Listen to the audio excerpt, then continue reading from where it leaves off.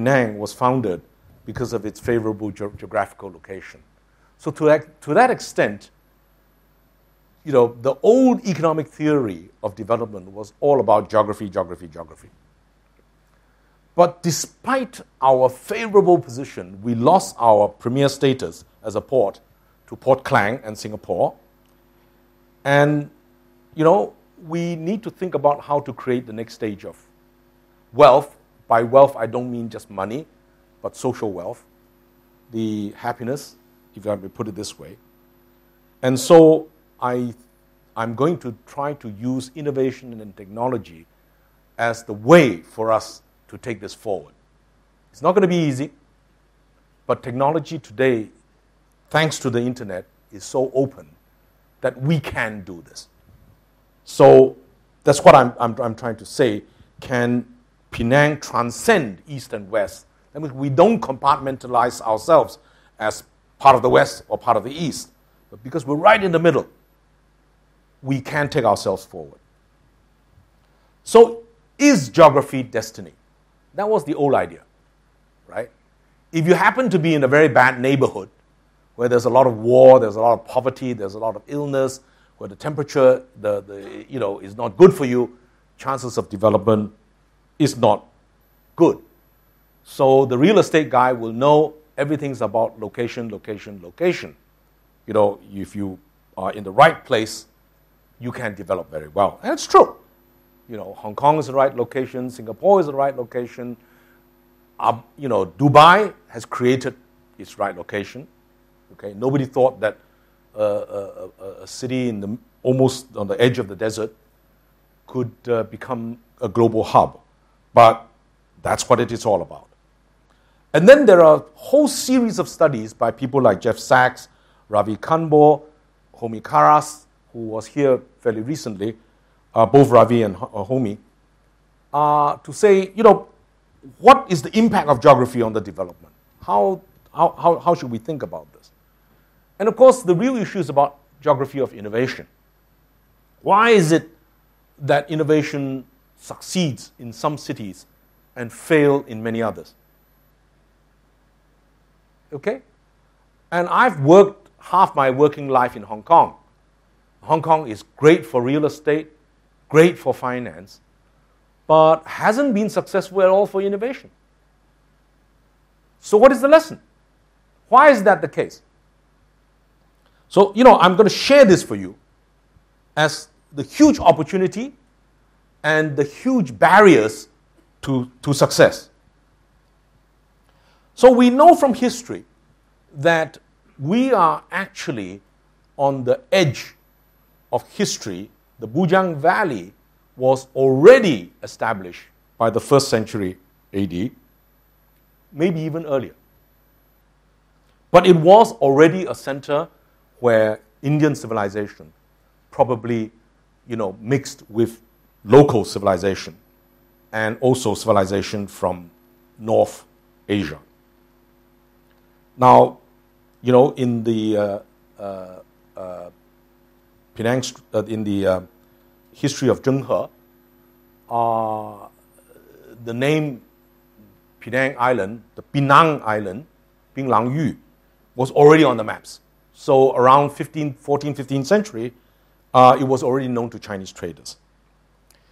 But that history you know very well, so I don't want to go further. We are a center of education. Penang Free School has just celebrated its 200th anniversary. You do not need to repeat that some of the best professors in Hong Kong, Singapore, London, Australia, in the United States were actually all educated in Penang. So Penang has always had that being a center of education and knowledge. And basically Penang was a network, was a hub in a network, which we now begin to understand. Cities are hubs in networks, right? And this is what Sir Francis Light understood. He understood that if Penang, which was an island that he discovered, or for the British, put it this way, was discovery only for the British. Everybody else knew that it existed. But it could make this a free port. And as a result, I think traders, as we all know, people from the Armenian Sakis brothers, British traders, Indian traders, Burmese traders, Dutch traders, Chinese traders, all began to converge here. And these traders were the networks that linked Yangon, Bangkok, Phuket, Medan, Surabaya, Jakarta, Singapore, Hong Kong, Malacca, etc., to Penang. And the names of Penang streets reflect that, right?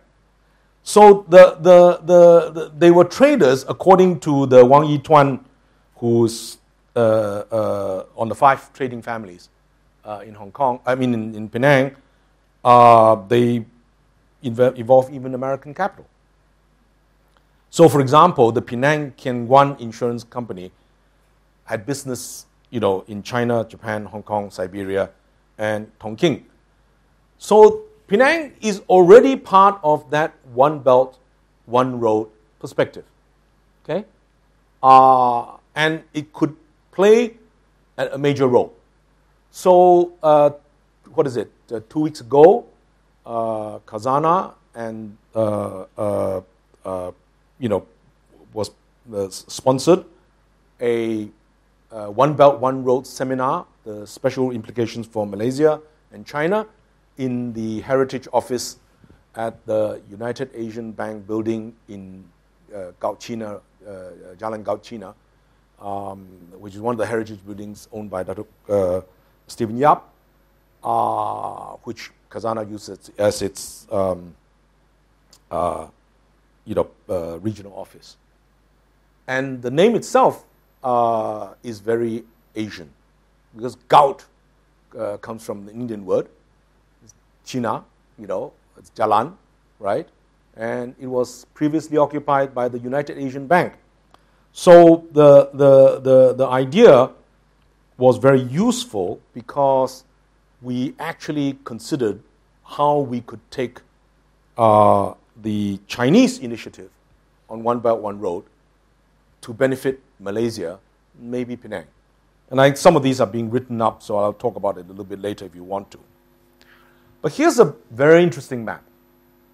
Within 4 hours of Penang are the largest population concentrations in the world. China, India, ASEAN. You add it up, it's roughly 50% of world GDP. And in 20, 30 years' time, probably, I would say, 2/3 of the world's middle class. So we are 4 hours away from what is going to be the richest part of the world, and as strong as the European and American economies, which are, by the way, aging very fast. So Penang is already geographically very well located, both from sea transport.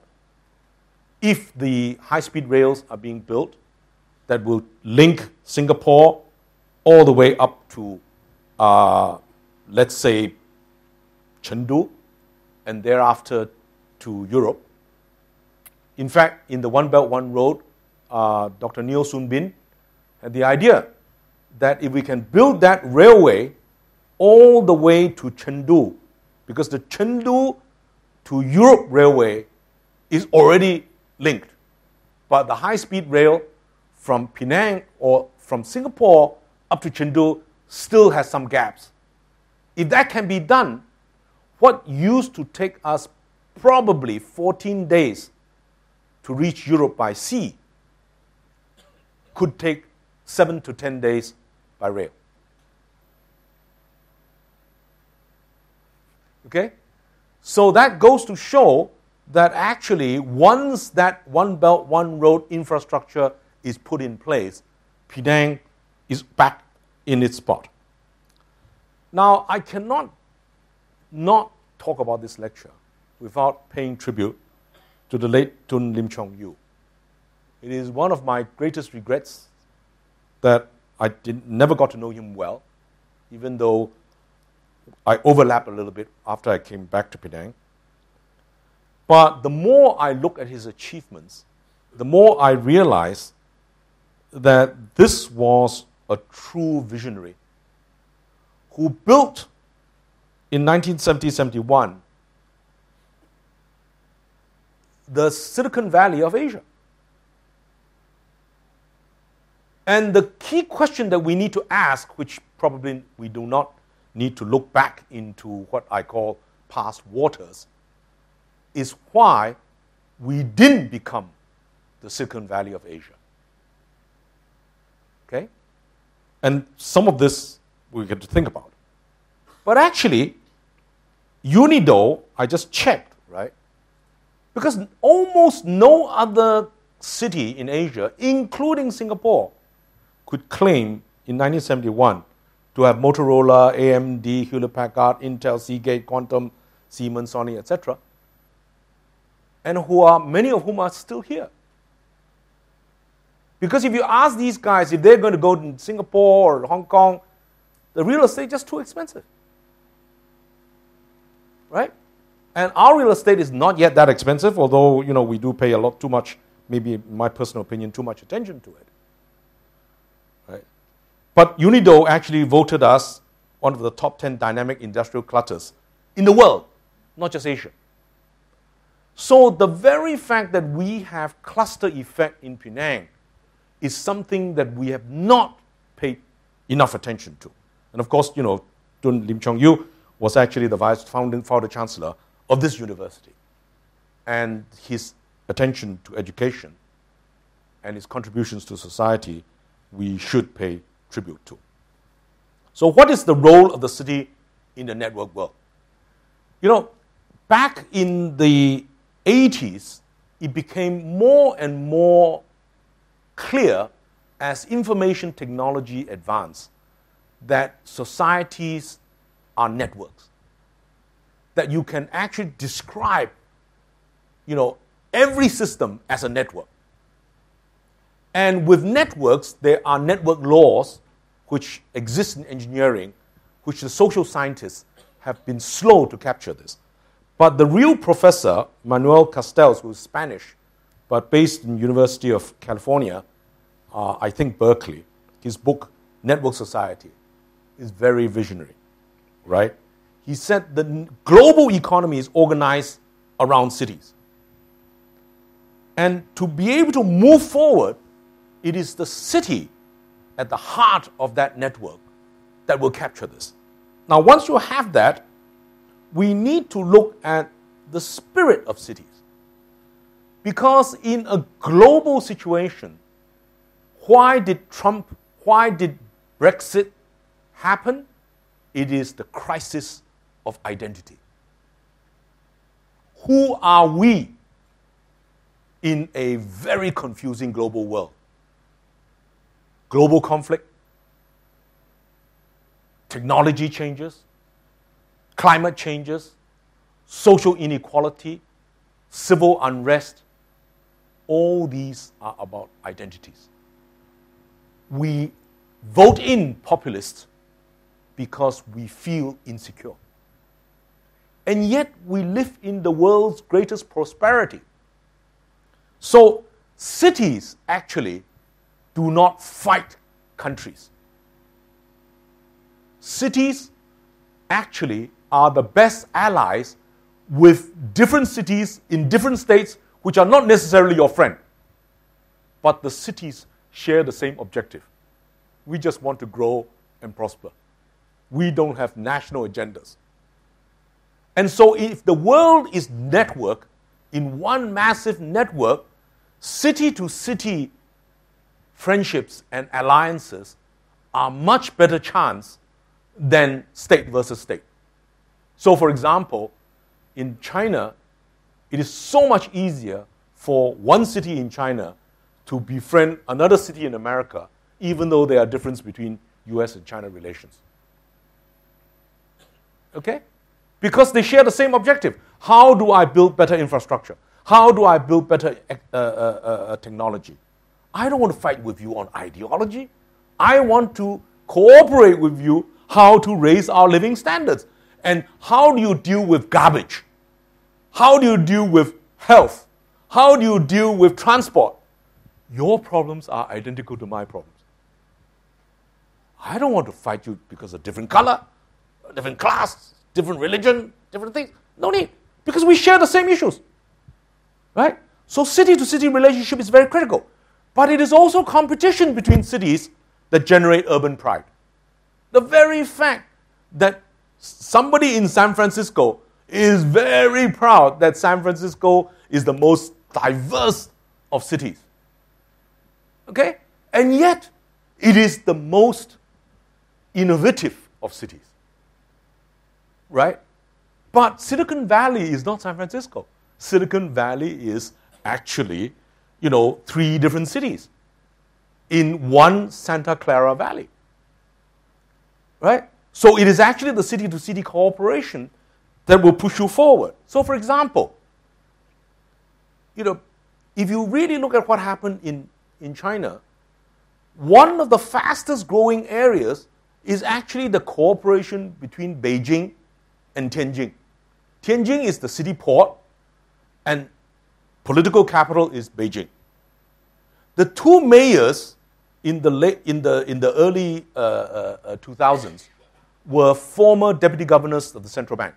In fact, the mayor of Beijing was the governor, and the mayor of Beijing, the mayor of Tianjin was the governor of the central bank, and the mayor of Beijing was the deputy governor. And so they cooperated with each other. And so what did they do? They said, well, what I cannot handle in my city, you handle. Because property in Tianjin is cheaper than in Beijing. So if you build a superfast rail between the 2 cities, okay, and you share the airport, so actually if you fly to Tianjin airport, it is just as fast to fly to Tianjin airport and get into Beijing than to fly into Beijing itself. Right? And so a lot of people in Tianjin live in Tianjin and go to work in Beijing on a 28-minute high-speed rail. Right? So, it's the cooperation of cities that help each other. And, they're borrowing ideas. And so they create brands. Right? Paris is the city of romance. San Francisco, the city of diversity, and Silicon Valley, etc., etc. So let me now share with you some insights into Silicon Valley ecosystem. And then we say, can we replicate Silicon Valley in Penang? Now, the ecosystem of Silicon Valley is 3 cities, San Francisco, San Jose, and Oakland. And there are 40 universities and colleges around Silicon Valley. And you need to ask the question, how many are there in Penang? And maybe, why aren't we, the universities, integrated into the city in order to push the Silicon Valley? Right? So, but it is the home of 39 high-tech companies in the United States, include Adobe, Apple, Facebook, Google, eBay, Hewlett-Packard, Lockheed, Netflix, Tesla, all household names. And why should they be in Silicon Valley? And the answer is, the universities are there. The professors are the startup guys who are both the thought leaders, but also the doers. And their students are the cheap labor. Okay? So if you understand, and I'm proud to say I'm a chartered accountant, but what is an accounting firm? An accounting firm is very smart partners who are very highly paid and very cheap labor who are the article clerks. Right? So basically, Silicon Valley started because there were the professors who were very smart who realized that the East Coast is going ideas in the old way, and we are going to, we are not going to accept the future. We are going to make it. That was the difference. And so the young students are the ones who are their cheap labor to help them implement all these ideas, whether it be chips in electronics or business models, right? And of course, if you think about it also, it was not just private sector. It is actually about the state. And so the US Naval Base is out of San Francisco. It has a NASA research center. And as you recall, Lockheed is based in California, right? So you got aircraft, you got ships, you get radar, you get all these areas. And that tradition of the venture funding. And how did the venture funding come from? Answer, Hollywood. Okay? It's by no coincidence that Hollywood is Hollywood. But of course, Hollywood is mostly in LA. But the reason why Hollywood started in LA is because of the sunshine. The sunshine cannot be guaranteed when the camera was very slow, okay, in the East Coast. And so they moved the studios to the West Coast. But in the early Hollywood, if you understood how it happened, was you get these guys doing it in the West Coast, but it was funded by Wall Street. And then after a while, people who started making money on the West Coast started saying, why don't I invest in movies also? And so the concept of venture capital also started.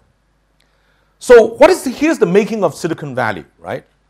I start with Steve Jobs. Apple was a good example to the venture capitalists that great ideas are not the exclusive providence of people with gray hair.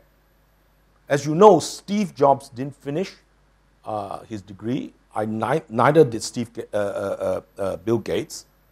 And a lot of all these Silicon Valley guys. So universities, just finishing a degree doesn't mean that you can be a very great venture capitalist.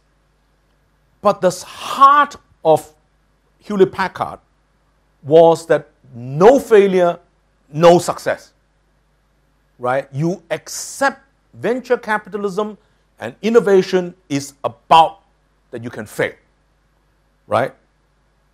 And don't think that the ideas are invented today. It is the commercialization of old ideas that make it today. So that's Hewlett-Packard. So if you really look at the linkages, this is quite useful. This comes from Milken Institute, who is this bond trader who went to jail, but created this institute. And he did a wonderful study. His institute did a wonderful study about China. And so if you look at, I'm trying to get this. That's right. So this is the corridor, Beijing-Tianjin corridor. This is the Shanghai corridor. And this is what they sometimes call the Yangtze Delta corridor. This is the Guangdong corridor. And this is the Chengdu-Chongqing corridor, including now Kunming. And of course, what the One Belt, One Road is basically saying is that you already linked Chengdu with Kunming.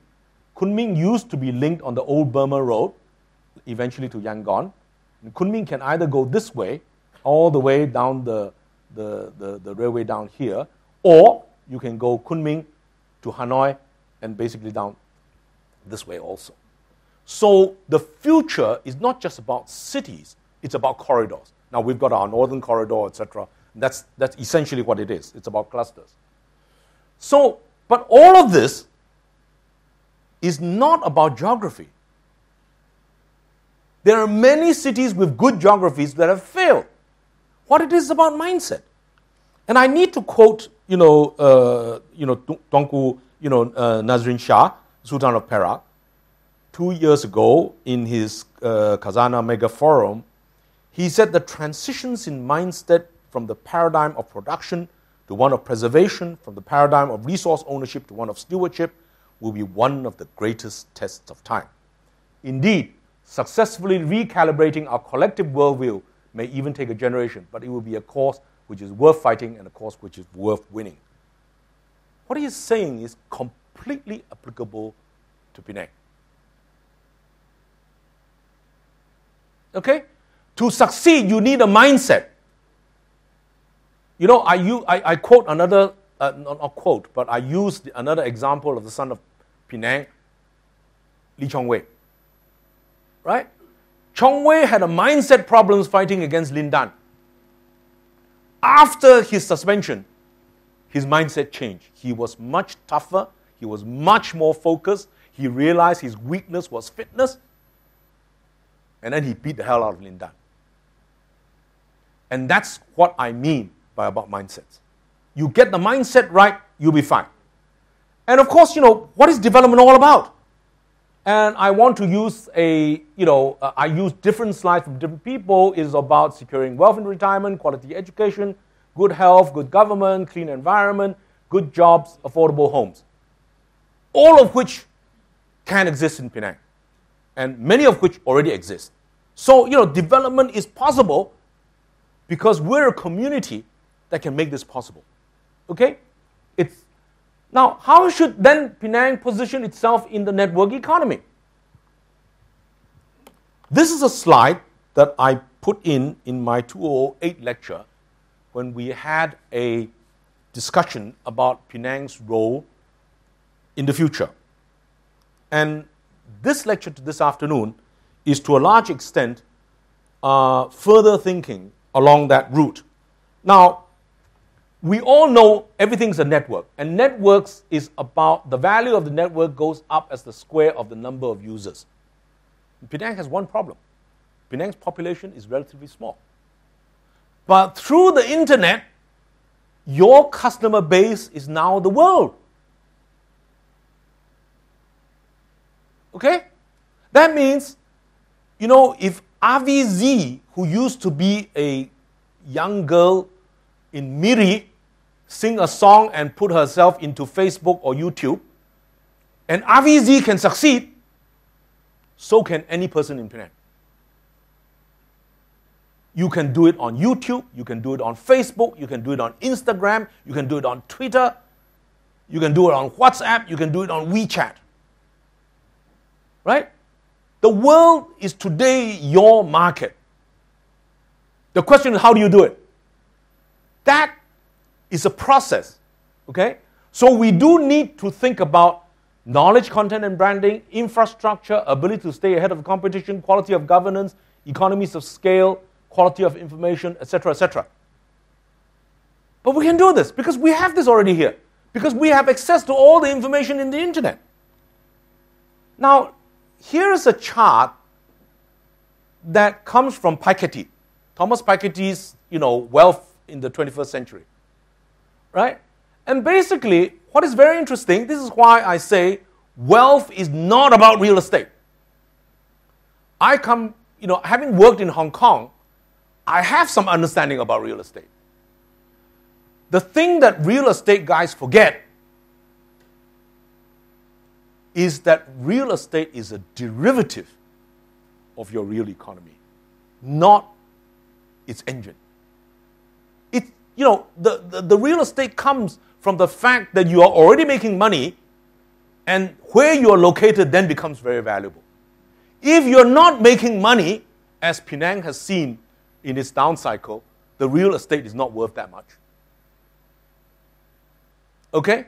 So in the middle of Syria, it could have a lot of population. The middle of Iraq, the real estate is not worth very much. Right? But if you're in the right place at the right time when the economy is growing, the real estate becomes more and more valuable. So actually, this Piketty map is very useful because it shows that capital in the United Kingdom, which used to be agricultural land and was 40% of real wealth back in 1700, today, peanuts. Real estate in London is worth a lot of money, no doubt about it. But relative to, housing, yes, is now worth more, right? But other domestic capital, and foreign capital is worth much more. So you need to appreciate that you need to develop not the real estate, but to develop the real income in the economy. That's the prioritization here. So how do you generate that growth? Well, that growth comes from increased labor utilization and improved productivity. So this is the Australian example. Okay? So our key question then for Penang is, how do we improve our productivity and how do we increase our labor utilization, right? And that's another question. So here is McKinsey's Digital Globalization, the New Era of Global Flows. So in the past, GDP growth was from goods trade.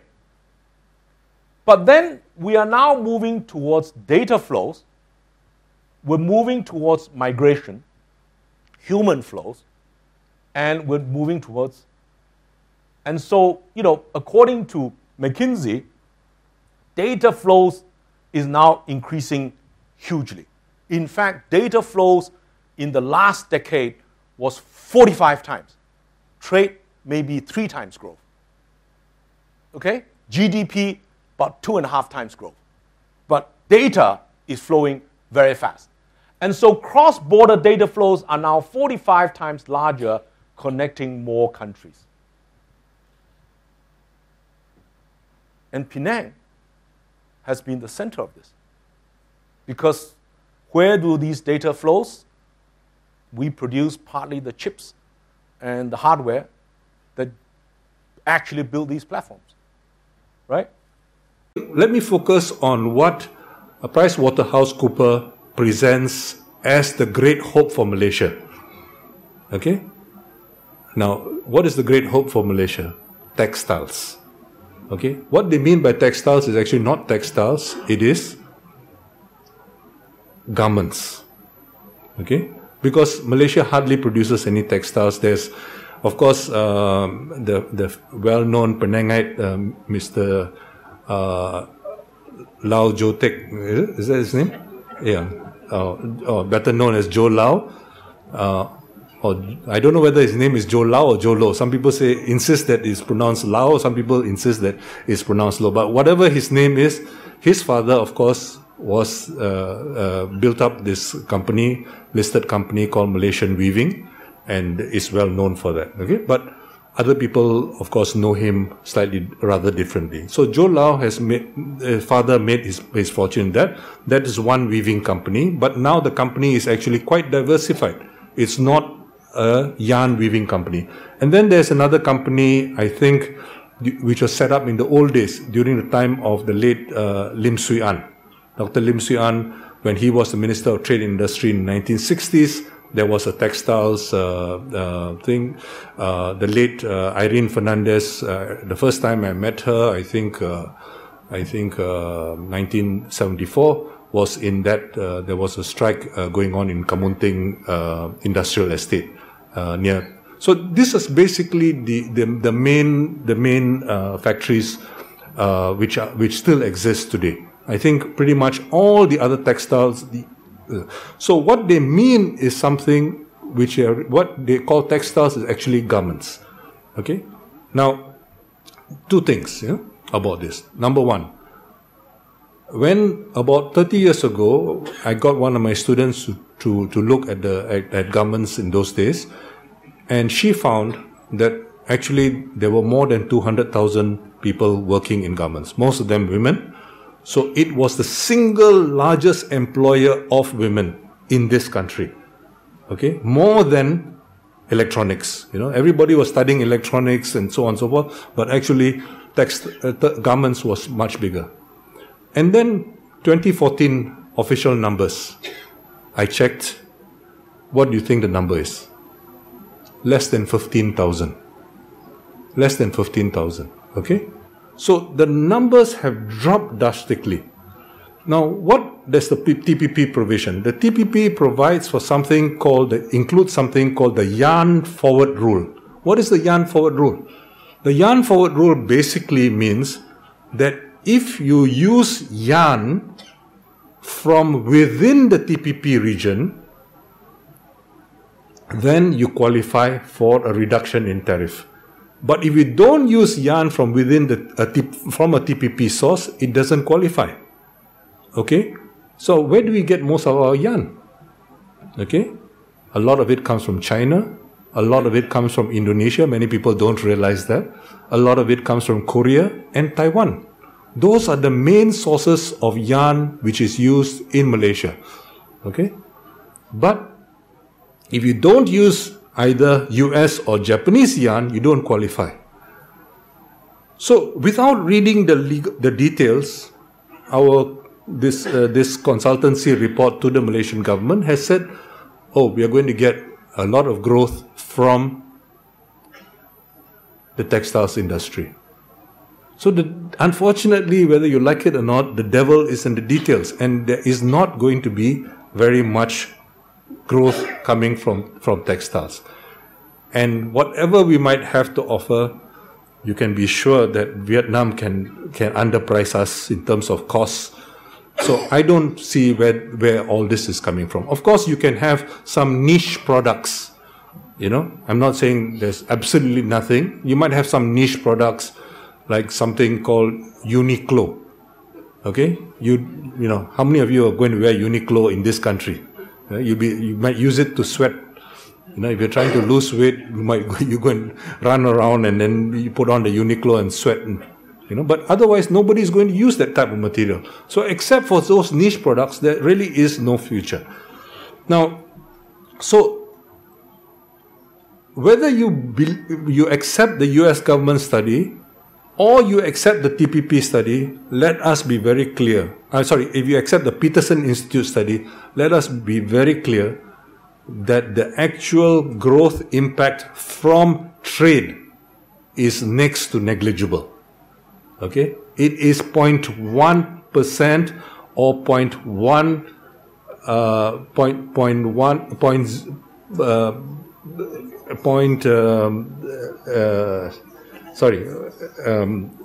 about 0.16% over 15 years.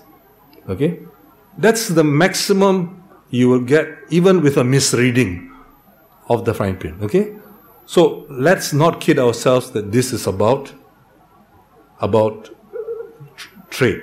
Okay? It's not essentially a trade agreement.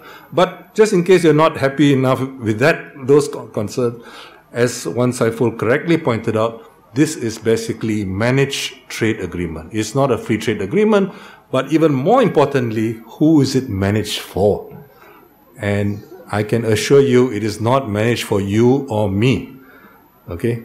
Unless some of you have got very, very powerful interests in, you know. Some people in this country do, but I don't think any of them are coming here to listen to this lecture. So probably present company excluded. Okay? So basically, but also very importantly, what has happened? Okay?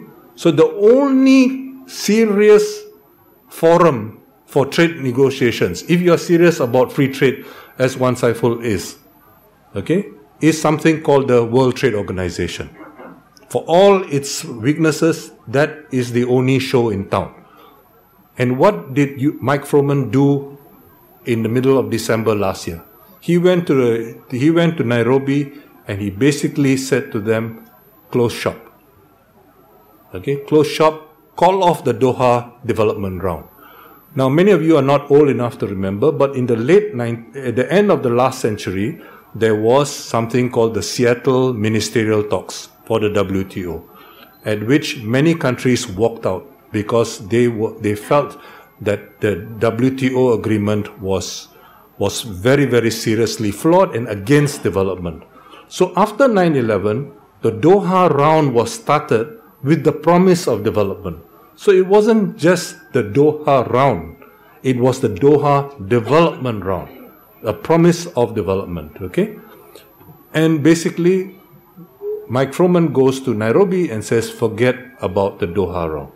Okay, we have a trade agreement for the 21st century. This is the future, sign on for it. Okay, now all the issues had already been rejected. Okay, the so-called Singapore issues had already been rejected in Seattle. Now, through the back door, he's trying to push it back on. And last week, it was rejected in Geneva. But basically what has happened is that you have the US being supported by Cecilia Malmström, the EU Trade Commissioner, basically saying that these are the issues we want to be negotiated. So that will be at the end of the Doha round, and possibly it will it will transform the very nature of the WTO. WTO will not become a forum for negotiation. It will basically kill the WTO itself in terms of realizing any kind of development potential. So, and the possibility of any agreement which will enhance food security, some of the Indian concerns will be dead, and we will see basically some very small benefits at best, but rewriting of the rules of international economics in the interest of large corporations. Those very corporations which will probably sign up Mr. Froman when he goes back to the private sector. Okay? So, and people who are serious about free trade, for example, Professor Jagdish Bhagwati, whatever you might think of him, he has basically said, you do not, if you're serious about trade, this is not the way you go. And he objects to it on two grounds. Number one, plurilateralism undermines multilateralism. Okay, and basically the TPP is a plurilateral. Plurilateral means more than one, more than two in this case, but less than the whole. Okay. Now, his second objection is that you do not ruin a trade agreement by adding in all these non-trade issues. And those are his two objections. And on this issue, at least, I think I would certainly very much agree with him. So, let us be very clear about this, that many of the most frustrating issues for developing countries, including Malaysia, are not being addressed by the TPP. Many of the non-trade barriers are not being addressed by the TPP. Very few of them will actually be addressed. Okay? A few concessions here and there, I don't deny. But the main sticking points are not going to be addressed. Okay? Now, so what are these new rules about? Why do we need 6,350 pages? Okay? I doubt anybody in this room, and I will be the first to confess, I have got better things to do in my life than read those 6,350 pages, which I suspect most people, including the most eminent lawyers, will have great difficulty understanding, because it's written in a particular dialect of legal English. Okay? And this is what is involved. So, I think it's very important for us to recognize that these rules are basically being demanded by the large corporations of the world, and these will basically constrain our ability to basically achieve our development aspirations. And most dangerously, they will strengthen investor rights, intellectual property rights, and so on. Let me quickly run through some of the issues. So, intellectual property rights. As I said, it will strengthen intellectual property rights, but the biggest fear I have is with how it will strengthen pharmaceutical companies. And there are three elements which are very important for us to recognize. Number one, what are called the evergreening provisions. In other words, a patent can continue to be extended beyond the normal life of a patent by evergreening it. Okay? You can extend the life of a patent. That basically means that the higher, that monopoly right which comes from the IPR can be extended for a longer period. Secondly, for what are called biologics, likewise. Okay, biologics are basically the new kinds of things which are coming from biological elements. They will now play God and claim property rights over biological things. And thirdly, it constrains the use of formularies. Basically, similar medicines. Okay, similar medicines can also be.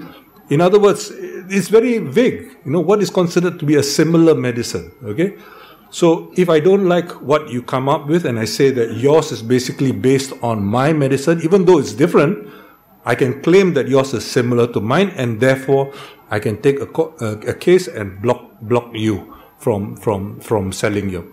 So all this will have the effect of raising the cost of medicines. Now, when I was in New York, one of the things I did was to ask for a study of the cost of medicines in upper middle income countries such as Malaysia, okay, upper middle income countries, we found that the cost of medicines is on average 6.1 times, not 6.1%, 6.1 times the so-called reference price. Okay? 6.1 times the reference price. This is incredible. You know, you are all paying medicines for very high cost for medicines. And today, now, many of us, I included, we are all outraged. Okay, we are all outraged because the US dietary guidelines have just come out a few weeks ago, and they have said that this obsession with cholesterol was wrong. You know, was wrong. Cholesterol is good for you. Okay, so don't get me wrong. Triglycerides are still, but the cholesterol thing, and that obsession with cholesterol spawned a huge multi-billion-dollar industry in statins. Okay? And even though it's statins and statins are associated with tin, you can be sure that it wasn't from Malaysian tin. Okay? So the statins, we paid through our noses. Many of us paid for years, sometimes decades, paid a lot of money for these statins, which now turn out to be completely unnecessary and probably inflicted damage to our livers. Okay? This is what has basically happened. So there is outrage about this kind of thing. There's outrage about how we can be sold things. You know, we can be misled into thinking that we need those things to improve our lives. So this is the kind of problem which we are facing. Okay, and so what it basically will mean is that higher costs, lower access. Now, the present health minister has bravely told the world and told the Malaysians that it won't affect him. Well, I cannot understand how he's going to ensure that Malaysians get the drugs which they would like to get, which they hope to get at government subsidized prices, especially since the pharmaceutical what does Yap Tonji do? The pharmacological Tan Sri Ko friend in Chicago was one of Malaysia's first pharmacologists, and he basically they produce in Section 13. They used to produce a lot of generic drugs.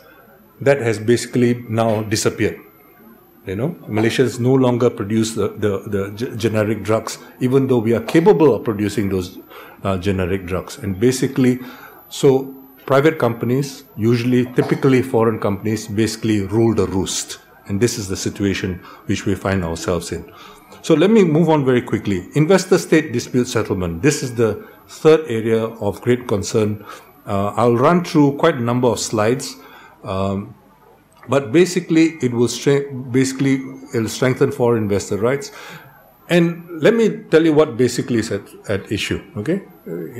Without going through all the slides. Basically, any foreign corporation, a foreign meaning a company which is registered within a TPP country. Okay, a Malaysian company cannot sue the Malaysian government, okay? Okay, so why should it be registered as a Malaysian company? It might make more sense to be registered in Brunei or in Singapore. Okay? But if you're a foreign company, you can sue the Malaysian government. Okay? And you can sue the Malaysian government for anything which you claim basically deprives you of profits which you would otherwise receive. Okay? And how is this to be resolved? Is it going to be resolved by the Malaysian judiciary or by a foreign judiciary? No.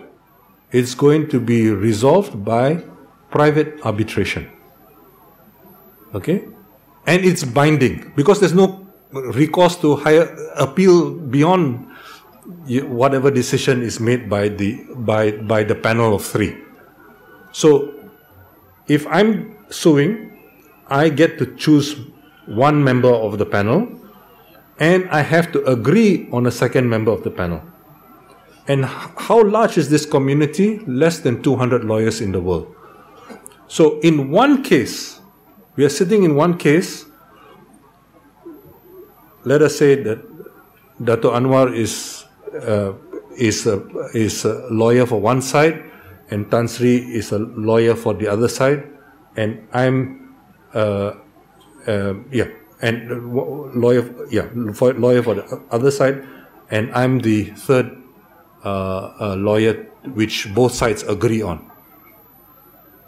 The panel is 3. Okay, so the 3 members of the panel, one is appointed by the person suing, one is appointed by the government defending, and the third member is.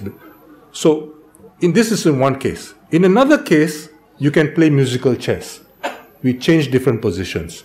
One could, instead of representing representing the company, you are representing the government now.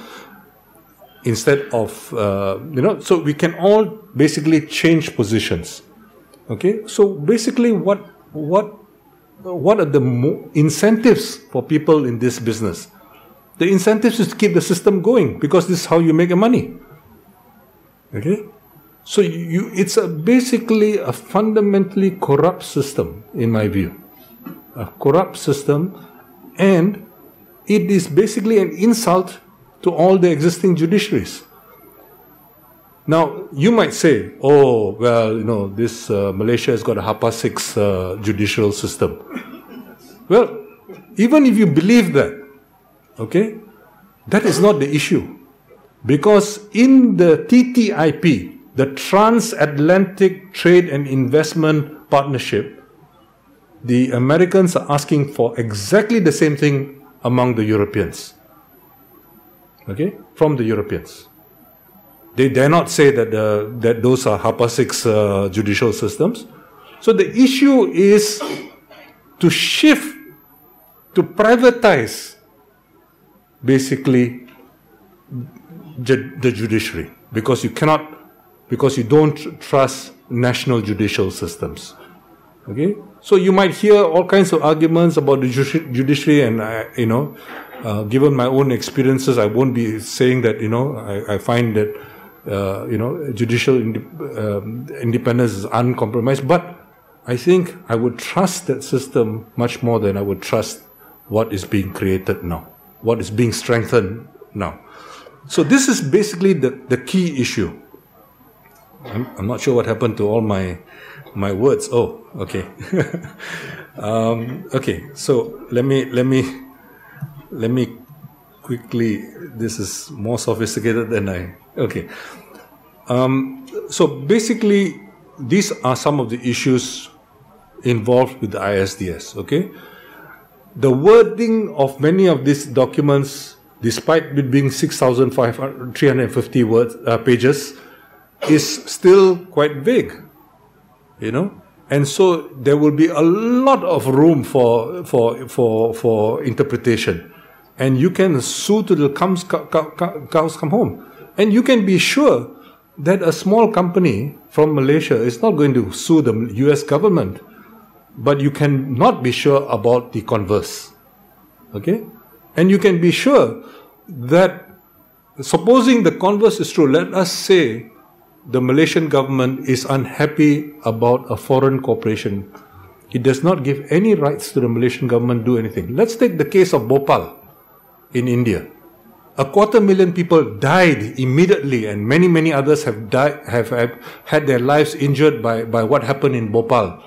Okay, many of you who are younger might not remember, but there was a case with Union Carbide. You know how much the Indian government or the Indian who suffered have received to this day? Anybody knows? The huge quantity which they have received? Well, it's a trick question. The answer is 0. Okay? The answer is 0. Nothing. Okay? So, and this is supposed to be in the interest of justice. Okay? So, let us be quite clear about what is involved. Now, I'm just running through this so that we have more time to discuss, but let me, okay. What I want to show in the next few slides is just basically that this business, I call it the business, okay, this business of ISDS is a very recent business. You will see that most of the investor claims have only grown in the last decade and a half. Okay? Very, very recent. And the compensation levels have grown. You will see almost exponentially. Okay? Ecuador, for example, stopped American oil company from drilling in a national park. 2 billion compensation. They have paid 1 billion already. They still cannot afford to pay the second billion. Okay? This is not a trivial matter. This is not a trivial matter. Yeah? We are talking about huge things. And I'll come back to an example in a moment. Okay? So I'm just going to show you these slides because to go into details but they all basically reinforce my point. Okay? And who are the companies who gets all the compensation? Almost 3/4 are going to very big companies. We are talking about super big companies. Okay? We are talking about Fortune 500 type companies. Okay? Almost 3/4. Okay? The rest you can hardly even see, some of you. Okay? So these are the likely beneficiaries. Okay?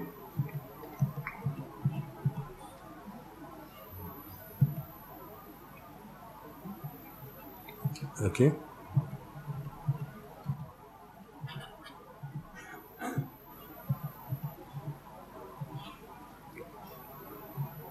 Okay. So basically, I think you have a sense that this is a very recent invention, a recent creation. It has grown exponentially. It is very lucrative, and it basically enhances the interest and the power of a few large corporations, okay, in the world. Okay, and this is basically what we are signing on to.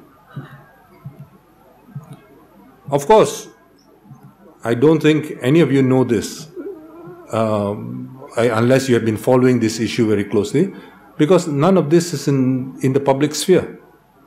So we are all signing on to something which we are largely uninformed about. Okay? Okay. This is basically what... So let me give you a hypothetical example. Okay? And the hypothetical example is the following.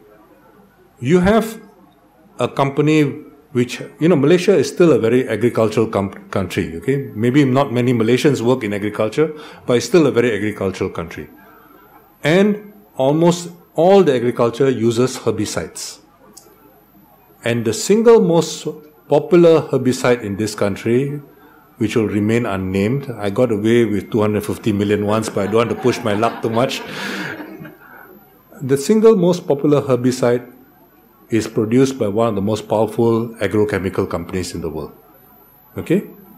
And that company, if the Malaysian Minister of Health or some other part of the government chooses to ban that herbicide, that company can sue the Malaysian government for compensation for lost profits.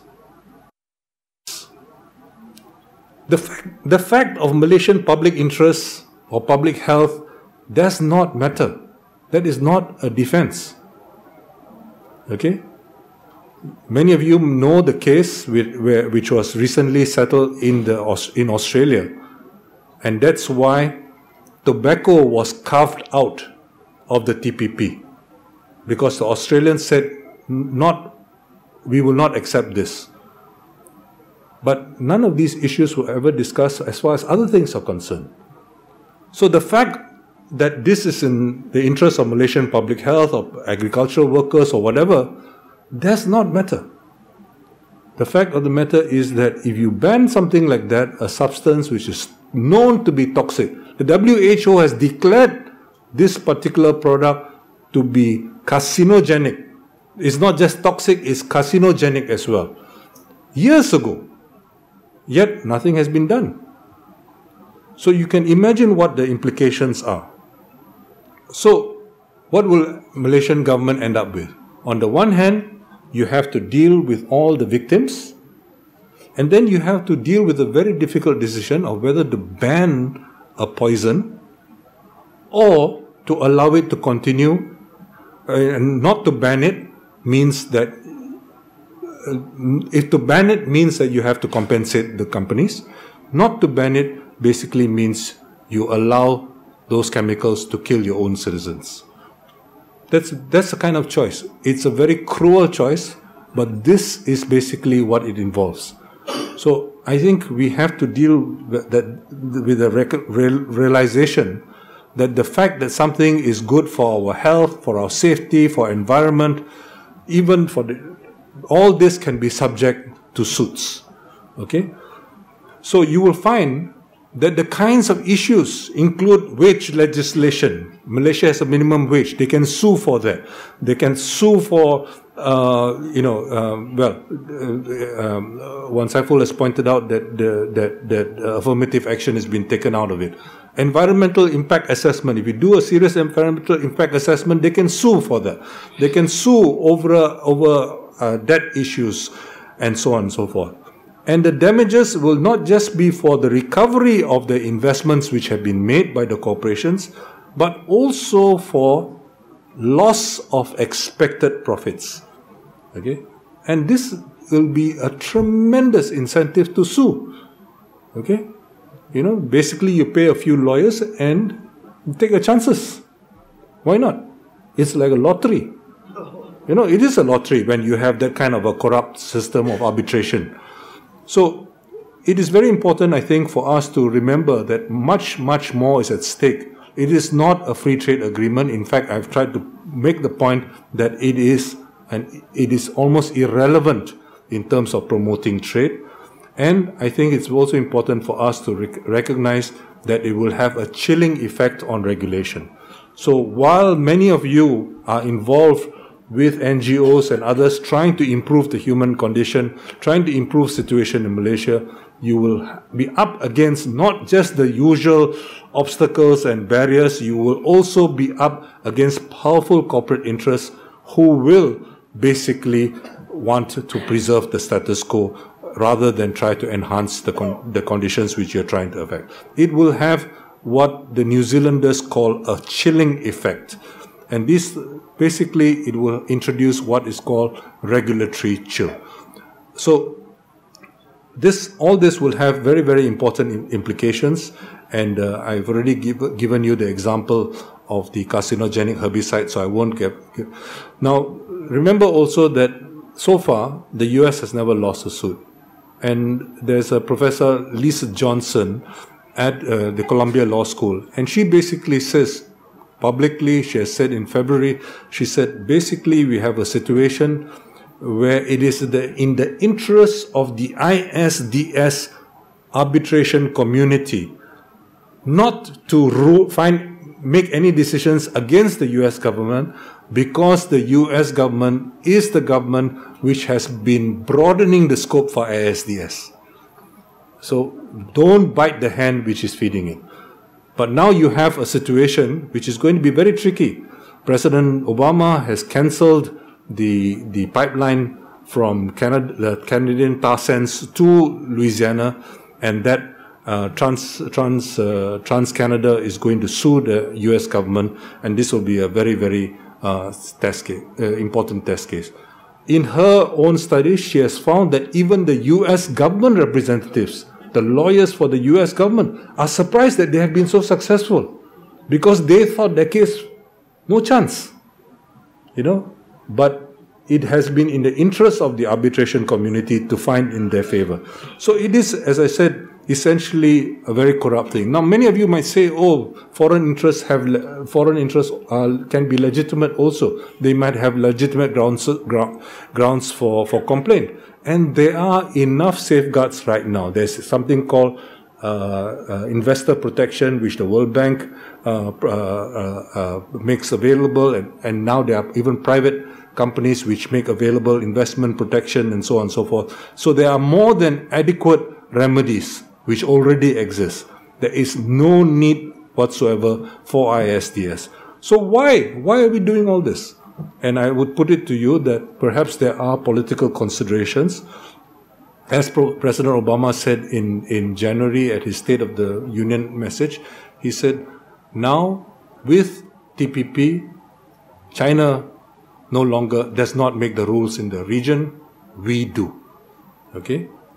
Now, I would remind you that Vietnam has very legitimate grouses. Vietnam is understandably quite unhappy with China. Almost all the river systems which come into Vietnam start in the Himalayas and come through China before they reach Vietnam.